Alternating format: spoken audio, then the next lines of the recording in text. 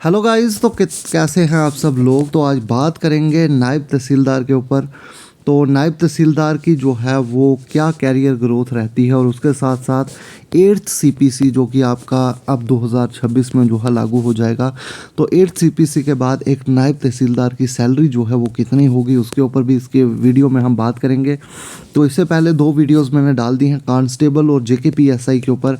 अगर आपने वो वीडियो नहीं देखी है तो हमारे चैनल को सब्सक्राइब करके पहले आप उन वीडियोज़ को देखें।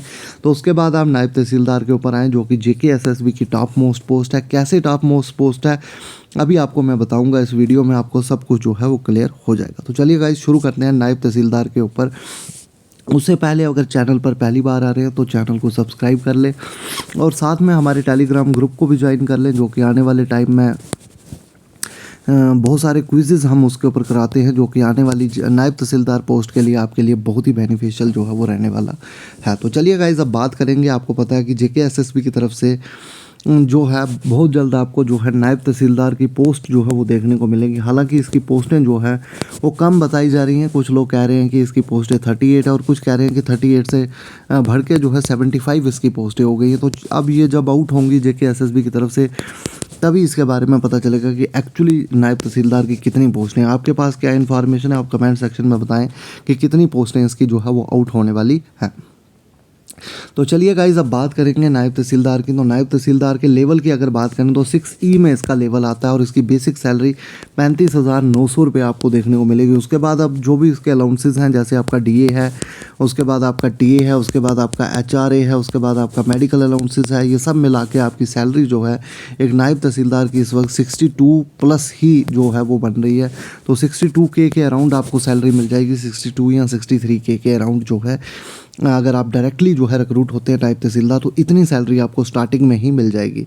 अब नायब तहसीलदार की अगर बात करें तो ये फर्स्ट क्लास एग्जीक्यूटिव मजिस्ट्रेट होता है। ये भी बात आपने याद रखनी है। तो ये ग्रुप बी का एक ऑफिसर होता है। आप जो है ये किसी किस्म की कोई क्लैरिकल पोस्ट नहीं है, ये एक ऑफिसर की पोस्ट है और ये ग्रुप बी ऑफिसर्स में आता है नॉन गेस्टेड में। तो ये एक बात अपने दिमाग में बैठा देंगे जेकेएसएसबी की तरफ से ये एक पोस्ट है जहाँ से आप जो है सीधा एक ऑफिसर की तरह जो है वो रिक्रूट होते हैं, ऑफिसर की तरह, बल्कि ना कि कोई क्लैरिकल पोस्ट की तरह आप इसमें जो है वो रिक्रूट होते हैं।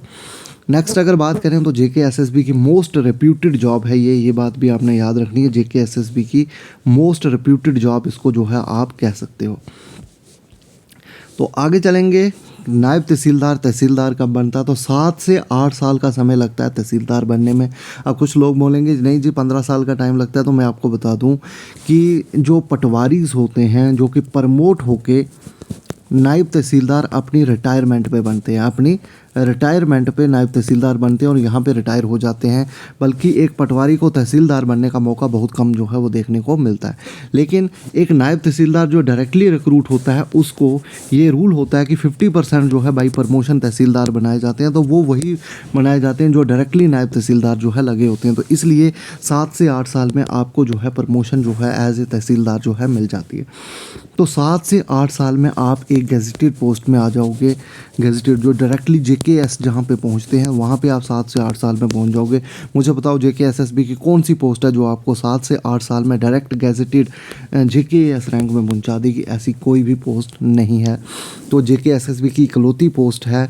अगर आप बाकी पोस्ट की बात करें जो लेवल 6 में आती हैं सब इंस्पेक्टर, सब इंस्पेक्टर को डीवाईएसपी बनने में मैं आपको बता दूं 20 से 25 साल का समय लग जाता है डीवाईएसपी बनने में। और एक इंस्पेक्टर फाइनेंस की पोस्ट आती है जिसमें आप डायरेक्ट प्रमोशन लेके बाद में गेस्टेड रैंक पे जाते हो, लेकिन उसमें भी आपको 20 साल का समय लगता है नेक्स्ट प्रमोशन लेने में। लेकिन एक नायब तहसीलदार है जिसमें आप 7 से 8 साल में तहसीलदार की पोस्ट पे जो है वो जा सकते हो। तो इसलिए वेरी वेरी वेरी इंपॉर्टेंट जो है ये जॉब हो जाती है। नेक्स्ट अगर प्रमोशंस की बात करें तो नायब तहसीलदार की 7 से 8 साल में तहसीलदार की प्रमोशन होती है। उसके बाद 10 साल का समय लग जाता है और असिस्टेंट कमिश्नर ऑफ रेवेन्यू जिसको ACR बोलते हैं वहाँ तक आप पहुँच जाते हो। और बहुत सारे नायब तहसीलदार जो है इसी पोस्ट पे रिटायर हो जाते हैं। लेकिन कोई अगर यंग लगा है 22 से 24 साल के बीच में तो उसको जो है लास्ट के कुछ 1 या 2 या 3 साल जो है ADC रहने का मौका भी मिलता है, मतलब असिस्टेंट एडिशनल डिप्टी कमिश्नर बनने का भी मौका जो है मिल जाता है। तो यहाँ तक भी आप पहुँच सकते सकते हो एडिशनल डिप्टी कमिश्नर, लेकिन ज़्यादातर लोग जो हैं यहाँ तक जाके जो है नायब तहसीलदार रिटायर हो जाते हैं।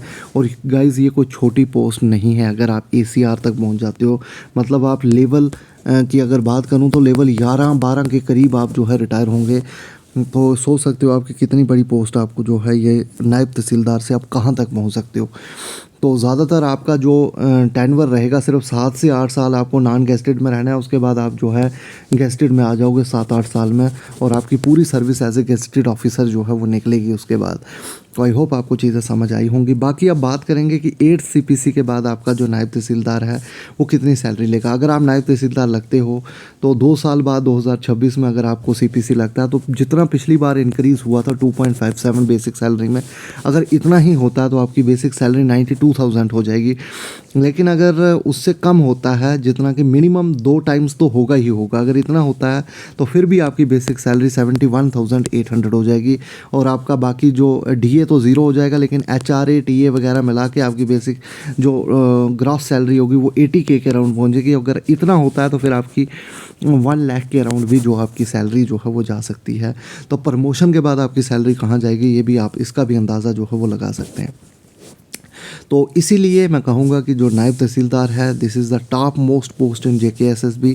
तो इसका एग्ज़ाम आप कैसे क्वालिफाई कर सकते हैं, इसका आप JKSSB जो है अब पेपर लेगी, जिसमें लगभग ऑफिशियली 38 पोस्ट JKSSB ने बताई हैं। तो उसका पेपर जो है JKSSB कंडक्ट करेगी, और पेपर के बाद जो है आपको इंटरव्यू भी जो है वो रख सकती है, क्योंकि लेवल 5 से ऊपर जितनी भी पोस्टें हैं उनका इंटरव्यू जो है JKSSB कंडक्ट करती है। जैसे इंस्पेक्टर का किया था, तो वैसे ही आपका नायब तहसीलदार का भी इंटरव्यू कंडक्ट हो सकता है, और 2 स्टेजेस में आपके एग्ज़ाम को जो है वो कंडक्ट करवाया जा सकता है। और जो दोनों स्टेजेस को क्वालिफाई करेंगे उनको जो है रिक्रूट किया जाएगा एज ए नायब तहसीलदार, जो कि JKSSB की one of the most reputed job में से एक है। तो आई होप आपको चीज़ें समझ आई होंगी। बाकी एक और बात मैं आपको बता दूं कि जैसे पहले नायब तहसीलदार की पोस्ट के लिए उर्दू जो है वो कंपलसरी रहता था, तो अब जो है उर्दू को रिमूव कर दिया गया है। अब उर्दू जो है वो कंपलसरी नहीं रहेगा। अब जो है हिंदी वाले कैंडिडेट्स भी जो है नायब तहसीलदार की पोस्ट के लिए एलिजिबल रहेंगे। तो आई होप आपको चीज़ें जो है वो समझ आई होंगी। बाकी मिलते हैं नेक्स्ट वीडियो के साथ। अगर पहली बार चैनल पर आ रहे हैं तो चैनल को सब्सक्राइब भी ज़रूर कर लें। तो थैंक यू गाइज़।